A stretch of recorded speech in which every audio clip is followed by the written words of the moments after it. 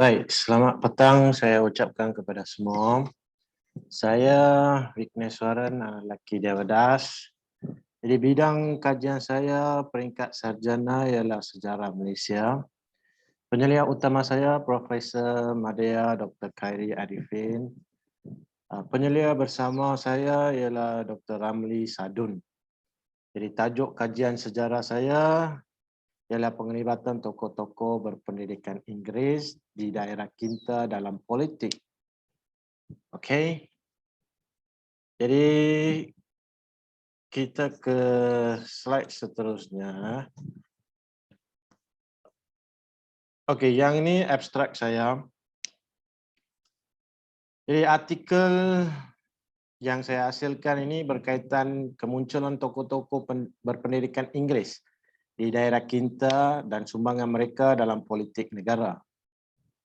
Jadi perkembangan pendidikan Inggeris di daerah kita, Perak, dari tahun 1874 sehingga 1957 menjadi elemen utama dalam kemunculan tokoh berpendidikan Inggeris ini di daerah kita. Jadi melihat perkembangan politik di daerah kita dan negara, jadi saya sebagai pengkaji, saya membuat rujukan beberapa sumber dokumen primer dan sekunder dari Arsip Negara Malaysia dan juga Perpustakaan Zabah Universiti Malaya. Jadi analisis ini saya buat berdasarkan sumber-sumber dokumen ini supaya dia dibuat penilaian serta tafsiran secara hermeneutik bagi mengelakkan sebarang unsur bias lah ataupun berat sebelah. Jadi hasil kajian ini yang saya dapati di daerah kita ni menunjukkan pembukaan kawasan perlombongan biji timah di daerah kita ni, dia membuka peluang yang luas kepada mubalik Kristian dan juga kerajaan kolonial British untuk memajukan pendidikan Inggeris secara meluas lagi. Jadi ditambah pula dengan kehadiran penghijrahan orang Cina daripada Taiping selepas mendapati lombong berbiji timah di daerah kita ni berjaya dijumpai lah. Okey. Jadi secara keseluruhan ni artikel saya ni akan menunjukkan kesan daripada pendidikan Inggeris di daerah kita, dia membawa kemunculan tokoh yang berpengaruh dalam lanskap politik negara yang terlibat secara langsung terhadap penentangan Malayan Union, penubuhan parti politik, serta penyertaan mereka dalam pilihan raya umum ini. Pilihan raya umum peringkat negara yang pertamalah. Okey, yang ini abstrak dalam bahasa Inggeris. Jadi saya teruskan dengan pengenalan. Okey, perkembangan pendidikan Inggeris di daerah kita, dia membawa kepada kemunculan tokoh-tokoh politik berkaliber dalam merencanakan adunan terbaik untuk menyuarakan rasa tidak puas hati terhadap pengenalan Malayan Union yang mengikis hak orang Melayu. Okey, dan penubuhan parti politik yang akhirnya bersama-sama membentuk Parti Perikatan. Jadi ketokohan masyarakat daerah kita terserlah dengan penglibatan mereka dalam lanskap politik negara. Jadi ada juga tokoh politik berbangsa Melayu, Cina dan India lahir dari ledakan pendidikan Inggeris di kita dan mereka membantu mengora langkah untuk memajukan bangsa dan meletakkan batu asas dalam usaha kerjasama di peringkat negara. Jadi ini permasalahan kajian saya. Okey, permasalahan kajian saya ni pengenalan pendidikan Inggeris di daerah kita, dia bermula pada 1895. Dia merupakan peluang bagi masyarakat setempat untuk mendapatkan taraf pendidikan yang lebih tinggi berbanding dengan pendidikan sekolah vernakular dan pendidikan sekolah agama. Selain itu, perkembangan pendidikan dan sekolah-sekolah Inggeris oleh pihak mubalik dan kerajaan kolonial kepada penduduk daerah kita membawa kepada kelahiran ramai tokoh politik berpendidikan Inggeris di peringkat negeri Perak dan negara. Dan usaha tokoh-tokoh ini kita boleh lihat dalam usaha mereka menggerakkan penentangan Malayan Union dan juga penubuhan United Malay National Organization (UMNO), Malayan Indian Congress, MIC, People Progressive Party. Okay. Jadi penglibatan dalam pilihan raya tempatan di Kinta juga merupakan suatu pendedahan signifikan kepada tokoh berpendidikan Inggeris ini. Jadi hakikatnya pengenalan sistem pendidikan Inggeris mencorakkan laluan politik negara secara tidak langsung melalui sumbangan tokoh berpendidikan Inggeris dalam usaha penentangan terhadap niat tersirat British dan penglibatan tokoh Kinta dalam pilihan raya tempatan. Jadi kaedah kajian yang saya gunakan ialah kaedah kajian kualitatif, iaitu kajian di perpustakaan. Jadi melalui kajian-kajian perpustakaan saya berjaya mengumpulkan rekod-rekod rasmi kerajaan, jurnal, artikel, tesis dan disertasi, buku dan akhbar bahasa Inggeris dan juga bahasa Tamil yang ada kaitan dengan tajuk kajian ini. Jadi apa yang saya buat, saya mengkaji rekod-rekod dokumen penulisan yang berkaitan dengan sejarah perkembangan pendidikan Inggeris sehinggalah membawa kepada tokoh politik negara khususnya dari Perak. Jadi sumber rujukan sama ada sumber rujukan pertama ataupun sumber rujukan kedua saya rujuk dalam jalankan kajian ini. Jadi saya berjaya mengumpulkan perkembangan pelajaran Inggeris di Tanah Melayu melalui Colonial Office Record. Jadi Colonial Office Record ini pun saya ada jelaskan berkaitan Malayan Union itu dalam kajian saya. Minit mesyuarat parti politik bagi mendapatkan gambaran yang sebenar dalam kajian ini.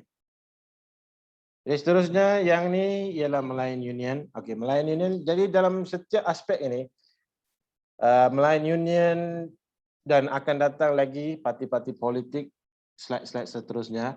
Jadi kita tengok macam mana golongan berpendidikan Inggeris di daerah Kinta ini mereka mengorak langkah untuk menentang British ini. Jadi kalau dekat sini kita tengok Malayan Union ini dia mendapat kritikan daripada Sultan Perak. Okey. Dan Persatuan Muslim Tanah Melayu yang digerakkan oleh Ibrahim Ma dan K Sultan Merican di Ipoh. Begitu juga Datuk Panglima Bukit Gantang Abdul Wahab bersama beberapa pemimpin Melayu menubuhkan Perikatan Melayu Perak. Jadi Perikatan Melayu Perak ini merupakan pertubuhan politik pertama di peringkat negeri Tanah Melayu dan dia berjaya membuka cawangan di seluruh negeri Perak dan berjaya mengumpulkan 30,000 ahli. Dan majalah perikatan diterbitkan di ibu pejabat yang terletak di Hale Street, Ipoh. Jadi dekat sini apa yang saya nak tekankan dekat sini, kesan daripada pendidikan Inggeris ini kita dapat lihat apabila dia berjaya melahirkan tokoh-tokoh berpengaruh dalam menggerakkan penentangan terhadap Malayan Union dan juga penubuhan Perikatan Melayu Perak yang menjadi ikutan oleh negeri-negeri lain. Jadi seterusnya UMNO. Dalam UMNO kita juga akan lihat di Perak khasnya. Okey. Tokoh-tokoh berpendidikan Inggeris seperti Bukit Gantang Abdul Wahab, Datuk Panglima Bukit Gantang. Dia lebih menggalakkan kaum wanita terlibat di Perak dalam politik, terutamanya dalam UMNO ini. Seterusnya kita juga ada penulis, okey, iaitu Victor Morais. Victor Morais dia penulis ataupun editor dalam menerbitkan Hidup Melayu yang memaparkan peranan Perikatan Melayu ini. Okey. Jadi Victor Morais, Datuk Panglima Bukit Gantang Abdul Wahab ini semuanya berpendidikan Inggeris. Okey. Berkenaan mereka ni semua ni mereka berjaya menggerakkan gerakan nasionalis Melayu di negara kita. Okey, seterusnya ada juga tokoh berkaitan Mustafa Al-Bakri, bekas penyimpan moho besar Raja-Raja Melayu. Beliau juga memberi sumbangan dalam British Military Administration dan pemilihan polis tambahan semasa darurat. Beliau kemudian menjadi setiausaha Kerajaan Negeri Perak. Seterusnya yang ini berkaitan dengan Malayan Indian Congress, MIC. Tokoh yang berperanan penting dalam merencanakan ataupun menubuhkan MIC ialah John TV. John TV mendapat pendidikan Inggeris di Ipoh. Okey. Jadi ini perjuangan MIC bersama dengan UMNO bersama-sama untuk kepentingan kaum India. Okey. Jadi Putra ini pun hasil gerakan ataupun yang digerakkan oleh Ahmad Bustamam, satu lagi tokoh berhaluan kiri dalam sejarah negara, sejarah politik negara sebenarnya. Okey. Beliau melalui Putra, beliau mengusahakan beberapa 6 perkara dimasukkan dalam Persekutuan Tanah Melayu 1948. Okey, ini antara yang diminta oleh Putra ataupun yang dicadangkan oleh Putra. Seterusnya pilihan raya. Okey, pilihan raya di Perak terutamanya. Okey. Jadi Datuk Panglima Bukit Gantang Abdul Wahab mendakwa Majlis Kampung Baru di Kinta diwujudkan untuk memberi kelebihan kepada kaum Cina dan menghadapi kesukaran dalam memperoleh wakil kaum Melayu dan Cina. Jadi semasa UMNO dan MCA berunding ke arah pembentukan parti perikatan di peringkat nasional, Datuk Panglima Bukit Gantang Abdul Wahab sebagai pengurusi UMNO Perak mengetuai gerakan menentang polisi Komiti Eksekutif Pusat UMNO ini. Jadi sumbangan beliau juga mengadakan mesyuarat rahsia sehingga kan menarik sokongan UMNO dan MCA Perak menyertai parti baru beliau iaitu National Association of Perak (NAP). Beliau mempengerusikan National Congress yang dibiayai oleh 7 Menteri Besar Negeri Melayu yang lain dari berusaha untuk menggagalkan kerjasama UMNO dan MCA. Jadi kemudian NAP ini parti negara, dia bekerjasama dengan parti negara. Jadi beliau mendapat sokongan daripada bapa saudaranya Datuk Panglima Kinta Muhammad Yusof dan CM Yusof serta sokongan pemimpin dan salah seorang pengasas MCA di Perak iaitu Lau Pa Kwan. Jadi begitu juga dengan penubuhan Parti Progresif Rakyat. Okey, People's Progressive Party. Singkatan dia PPP 3P. Okey, jadi Dr. Kanapati Pillai mempengerusikan mesyuarat dengan 30 ahli adil dan memilih beliau sebagai Presiden PPP. Manakala lulusan sekolah Anderson, peguam, bukan doktor ya, DR Sinivasagam, okey, dilantik sebagai timbalannya. Jadi ini sedikit sebanyak tentang tokoh-tokoh yang berjaya dilahirkan di Ipoh ataupun daerah Kinta melalui kesan yang mereka terima akibat daripada pendidikan Inggeris semua ini. Jadi ini merupakan antara lipatan sejarah daerah Kinta yang perlu kita telitikan. Okey, untuk kajian seterusnya yang akan dibuat oleh pengkaji-pengkaji yang akan datanglah. Okey. Jadi ini kesimpulan saya, pendidikan Inggeris di Kinta secara pesat berjaya melahirkan ramai pelajar yang berwibawa dan membawa kepada kemunculan tokoh politik di Kinta. Jadi sumbangan tokoh politik ini sebenarnya penting dalam merencanakan asas perpaduan yang membawa kepada penubuhan ataupun penetapan parti perikatan yang hasil gabungan UMNO, MIC dan juga MCA. Jadi untuk menggagalkan niat tersirat British iaitu Melayu Union ini, benda-benda ini perlu untuk dilaksanakan. Jadi dalam aspek pilihan raya, tokoh politik dari daerah Kinta membuktikan keberkesanan menjadi suara rakyat dalam memperjuangkan sosial dan pendidikan kepada masyarakat Kinta. Jadi apa yang saya nampak dalam kajian ini, pelbagai kaum terlibat untuk merencanakan satu parti mewakili kaum Melayu, kaum Cina dan kaum India di peringkat negara maupun parti yang berlatar belakangkan semua kaum iaitu People Progressive Party. Okey.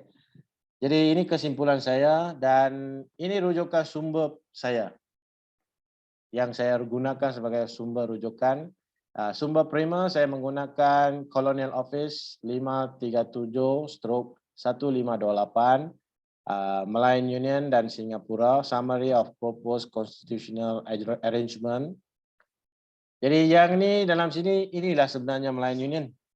Okey, ciri-ciri Malayan Union. Apa macam Malayan Union ini akan jadi. Dan seterusnya saya juga merujuk kepada minit mesyuarat Parti Progresif Rakyat. Seterusnya ada juga TV Papers di Kuala Lumpur, saya jumpa di Universiti Malaya. Ini sumber sekunder buku, antaranya buku Merintis Jalan ke Puncak, penulisan Ahmad Bustamam, Albert Lau, Azmi Arifin, Abdul Rahman Haji Ismail di Sebalik Takbir. Ini penerbitan Universiti Sains Malaysia, dan ini antara akhbar-akhbar yang saya rujuk untuk mendapat maklumat tambahan dalam menghasilkan artikel saya. So, itu saja daripada saya. Terima kasih.